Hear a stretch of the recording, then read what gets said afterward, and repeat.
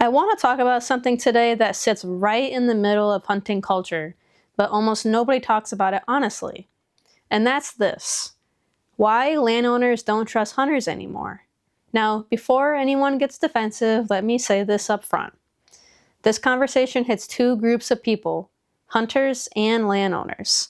Both groups care deeply about the land, both groups have strong opinions, and both groups usually feel like the other side doesn't understand them. But if we're honest, something has changed over the years. Because there used to be a time when a hunter knocking on a door didn't immediately feel like a problem. And today, for a lot of landowners, it does. So, the real question isn't just what happened. The better question is, how did trust disappear between two groups that used to rely on each other? And to understand that, we have to step back for a minute. The relationship used to be different. There was a time when hunting and land ownership were naturally connected. A lot of landowners hunted themselves, or their kids hunted, their neighbors did. And hunters weren't strangers. They were part of the same rural communities. So when someone asked to hunt, it wasn't always a business transaction. It was more like a handshake. It was, yeah, just shut the gate when you leave, or stay out of the north field where the cattle are. There was an understanding, not a contract, not a liability form, just trust. But over time, that relationship slowly started changing. And the reasons are more complicated than most people think. Let's start by looking at it from the landowner side, because a lot of hunters assume landowners stop trusting hunters for no reason. But if you actually talk to landowners, you'll hear the same stories over and over again. Hunters leaving gates open, trash left behind, driving where they weren't supposed to, shooting too close to buildings, inviting friends without permission, ignoring property boundaries. The list can go on and on. And here's the thing most hunters don't realize. For a landowner, it often only takes one bad experience to change how they see hunters forever. Just one. One season where something went wrong. One group that didn't respect the property. One situation where things got uncomfortable. And suddenly, the risk doesn't feel worth it anymore. Because from their perspective, it's not about just hunting. It's their land, their responsibility, their liability, their peace of mind. And once trust gets broken on something that personal, it's hard to rebuild. But if we stop there, we miss the other side of the story, because most hunters aren't reckless. Most hunters respect land. Most hunters care deeply about wildlife, conservation, and doing things the right way.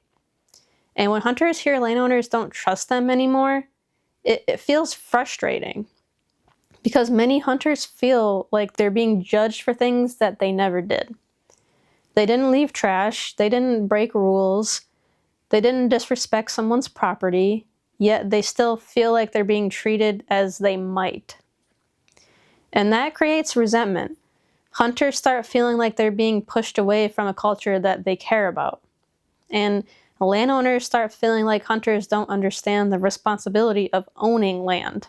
And slowly the distance between those two groups grows. Not because everyone is doing something wrong, but because trust has gotten fragile.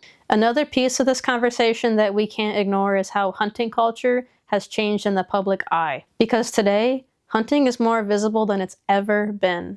Social media, YouTube, photos, trophies, highlights. And sometimes that visibility sends the wrong message. Not intentionally, but unintentionally. Because when hunting gets reduced to antler measurements, harvest shots, and pictures, it can make the whole experience look different from the outside. And to some landowners, especially ones who don't hunt, that can feel uncomfortable. It can make hunting seem less about stewardship and more about trophies. Even though most hunters know that isn't the whole story. But perception matters, and sometimes perception changes trust. There's also a practical reality that has become a bigger concern over the years: liability.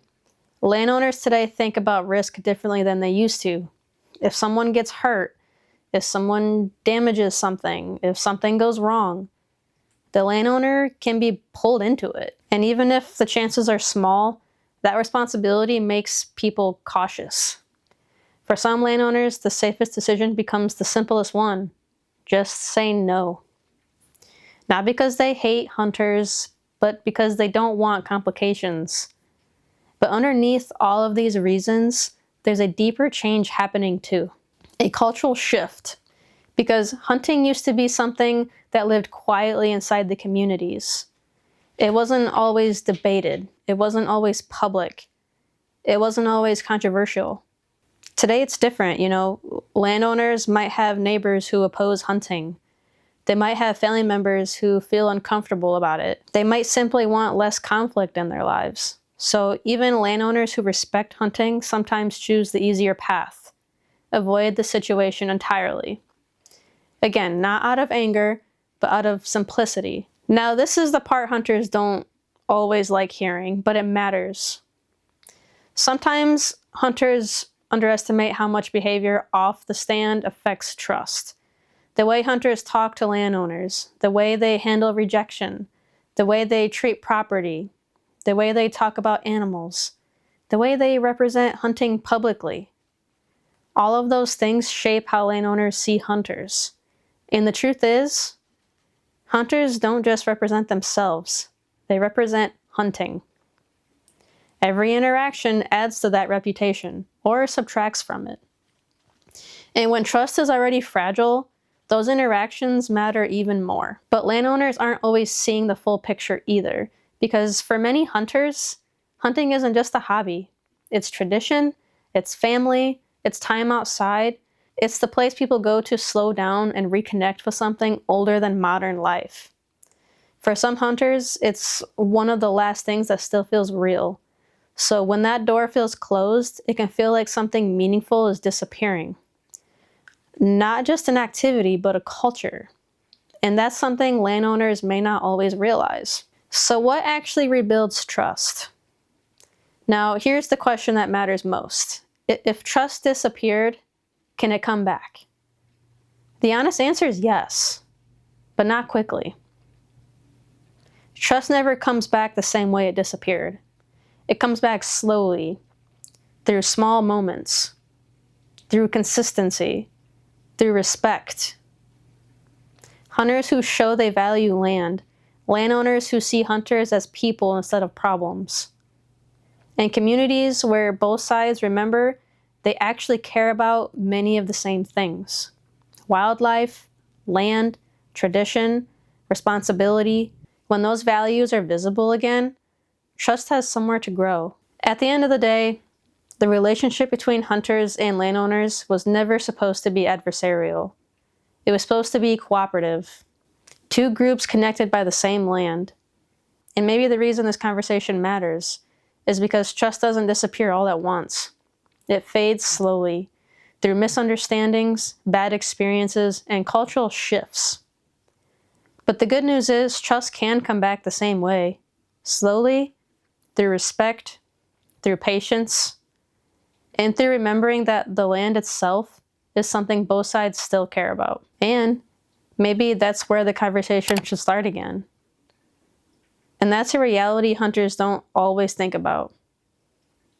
Thank you guys for watching, and remember, however hunting fits into your life, carry it forward with respect, and I'll see you in the next one.